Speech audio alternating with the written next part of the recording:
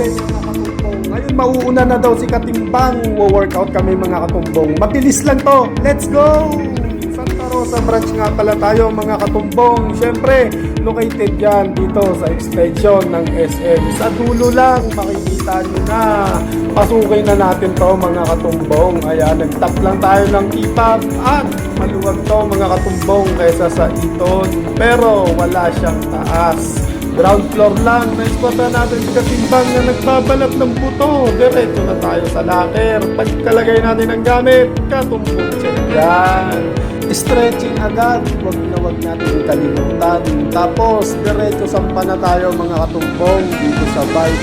Enjoy lang natin ang pagtigal mga katumbong habang loaded pa sa treadmill. Kaya naman, magkabakante, eto na. Mix start lang natin para tayo makapaglakad na. Back nga pala ang program natin ngayon mga katumbong. Pero kahit hindi back, lagi tayong nag-pull up sa umpisa ng ating workout. Yan ang trademark ni Katumbong.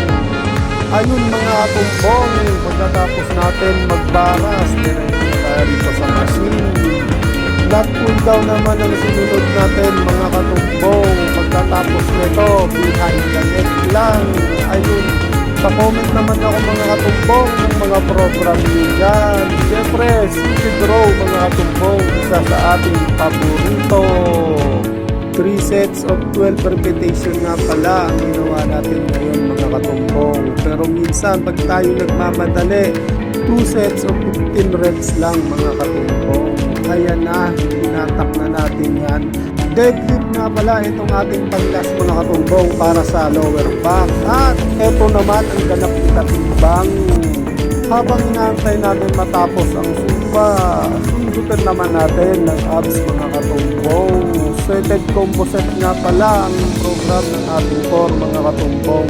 Mga beginners na gustong mag-workout, pwede yung sundan ang program ni Katumbong. Ayun mga katumbong, maraming salamat sa pagsama.